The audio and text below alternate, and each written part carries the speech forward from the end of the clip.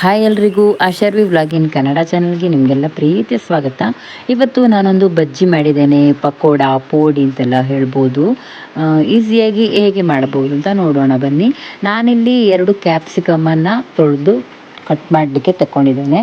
ಇದು ಮೊದಲಿಗೆ ಇದರದ್ದು ಒಳಗಿನ ಬೀಜ ಎಲ್ಲ ತೆಗೆದು ನಾವು ಇದನ್ನು ತೆಳ್ಳಗೆ ಕಟ್ ಮಾಡ್ಕೊಳ್ಬೇಕು.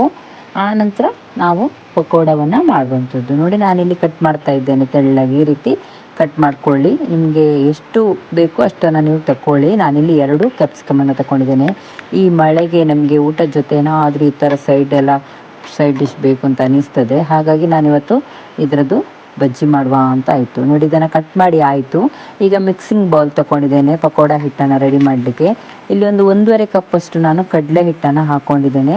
ಅದಾದ ನಂತರ ಒಂದು 4 ಚಮಚದಷ್ಟು ನಾನು ಕಾರ್ನ್ಫ್ಲೋರ್ ತಗೊಂಡಿದ್ದೇನೆ. ನೀವು ಈ ಕಾರ್ನ್ಫ್ಲೋರ್ ಕೂಡ ತಗೊಳ್ಬೋದು ಅಥವಾ ಅಕ್ಕಿ ಹಿಟ್ಟನ್ನು ಕೂಡ ಹಾಕ್ಕೊಳ್ಬೋದು ಅದರ ಬದಲಿಗೆ. ಅದಾದ ನಂತರ ನಾನೊಂದು ಅರ್ಧ ಚಮಚ, ಅಂದರೆ ಸಣ್ಣ ಚಮಚದಲ್ಲಿ 1 ಚಮಚ ಹಾಕಿದ್ದೇನೆ ಉಪ್ಪು ಪುಡಿ. ನೋಡಿ, ಇಲ್ಲಿ ಒಂದು 2 ಚಮಚದಷ್ಟು ಖಾರ ಪುಡಿ ಹಾಕಿದ್ದೇನೆ. ಅದು ಕ್ಯಾಪ್ಸಿಕಮ್ ಸ್ವಲ್ಪ ಸಪ್ಪೆ ಅಲ್ಲ, ಅದಕ್ಕೋಸ್ಕರ ಖಾರ ಪುಡಿ ಸ್ವಲ್ಪ ಜಾಸ್ತಿ ಹಾಕ್ಕೊಳ್ಬೋದು. ಇದರೊಟ್ಟಿಗೆ ನೀವು ಇಂಗನ್ನು ಕೂಡ ಸೇರಿಸ್ಕೊಳ್ಳಿ. ಇಂಗು, ಸೋಡಾ ಪುಡಿ ಎಲ್ಲ ಸೇರಿಸ್ಕೊಂಡ್ರೆ ಚೆನ್ನಾಗಿರ್ತದೆ. ಸೋಡಾ ಪುಡಿ ಆದರೂ ಆಪ್ಷನಲ್ಲು. ಇಂಗನ್ನು ನೀವು ನೀರು ಮಾಡಿ, ಗಟ್ಟಿ ಇಂಗಾದರೆ ನೀರು ಮಾಡ್ಕೊಳ್ಳಿ, ಅಥವಾ ಇಂಗು ಹುಡಿಯನ್ನಾದರೂ ಒಂದು ಚಿಟಿಕೆ ಅಷ್ಟು ಹಾಕ್ಕೊಳ್ಳಿ, ಚೆನ್ನಾಗಿರ್ತದೆ. ಈಗ ನೋಡಿ, ಸ್ವಲ್ಪ ನೀರು ಹಾಕ್ಕೊಂಡು ಬಜ್ಜಿ ಹಿಟ್ಟನ್ನು ರೆಡಿ ಮಾಡ್ಕೊಳ್ಬೇಕು. ಈ ಹಿಟ್ಟು ಸ್ವಲ್ಪ ದಪ್ಪ ಇರಬೇಕು. ತುಂಬ ತೆಳ್ಳಗಾದರೆ ನಿಮಗೆ ಕ್ಯಾಪ್ಸಿಕಮ್ಮಲ್ಲಿ ಅಂಟೋದಿಲ್ಲ. ಅದಕ್ಕೋಸ್ಕರ ಈ ಹಿಟ್ಟನ್ನು ಸ್ವಲ್ಪ ದಪ್ಪನೇ ಮಾಡ್ಕೊಳ್ಬೇಕು ನೀವು. ಈಗ ನಾನು ಗ್ಯಾಸ್ ಮೇಲೆ ಬಾಣಲೆ ಇಟ್ಕೊಂಡು ಕಾಯಿಸಲಿಕ್ಕೆ ಎಣ್ಣೆಯನ್ನು ಹಾಕ್ತಾ ಇದ್ದೇನೆ. ಬಜ್ಜಿಯನ್ನು ಕಾಯಿಸ್ಬೇಕಲ್ಲ, ಅದಕ್ಕೆ ಎಣ್ಣೆ ಕಾದ ನಂತರ ನೋಡಿ, ಈ ಹಿಟ್ಟಿಗೆ ನಾವು ಕಟ್ ಮಾಡಿಟ್ಟ ಕ್ಯಾಪ್ಸಿಕಮನ್ನು ಹಾಕ್ಕೊಂಡು ಕರಿಬೇಕು. ಚೆನ್ನಾಗಿ ಎಣ್ಣೆ ಕಾದಿರಬೇಕು, ಹಾಗೆ ರೋಸ್ಟಾಗಿ ಬರ್ತದೆ ಇದು.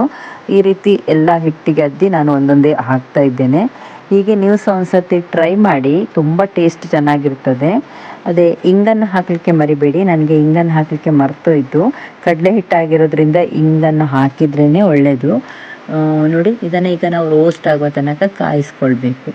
ಹಾಗೆ ಯಾರಾದರೂ ಫಸ್ಟ್ ಟೈಮ್ ನನ್ನ ವೀಡಿಯೋನ ನೋಡ್ತಾ ಇದ್ದರೆ ಪ್ಲೀಸ್ ಲೈಕ್ ಮಾಡಿ, ಶೇರ್ ಮಾಡಿ, ಕಮೆಂಟ್ ಮಾಡಿ. ಅಲ್ಲದೆ ಸಬ್ಸ್ಕ್ರೈಬರ್ ಆಗಿಲ್ಲ ಅಂದರೆ ಪ್ಲೀಸ್ ಸಬ್ಸ್ಕ್ರೈಬರ್ ಮಾಡ್ಕೊಳ್ಳಿ. ಹಾಗೆ ಸಪೋರ್ಟ್ ಮಾಡಿ, ನಿಮ್ಮ ಫ್ಯಾಮಿಲಿ ಫ್ರೆಂಡ್ಸ್ನವರಿಗೆಲ್ಲ ಶೇರ್ ಮಾಡಿ. ನೋಡಿ, ಇವಾಗ ರುಚಿಯಾದ ಕ್ಯಾಪ್ಸಿಕಮ್ ಪಕೋಡ ರೆಡಿಯಾಗಿದೆ. ಈ ರೀತಿ ನೀವು ಸಹ ಒಂದ್ಸತಿ ಟ್ರೈ ಮಾಡಿ ನೋಡಿ. ಎಷ್ಟು ಗರಿ ಗರಿಯಾಗಿ ಬಂದಿದೆ ಅಂತ ನಿಮಗೆ ಗೊತ್ತಾಗ್ತದಲ್ಲ ಸೌಂಡಲ್ಲಿ. Thank you.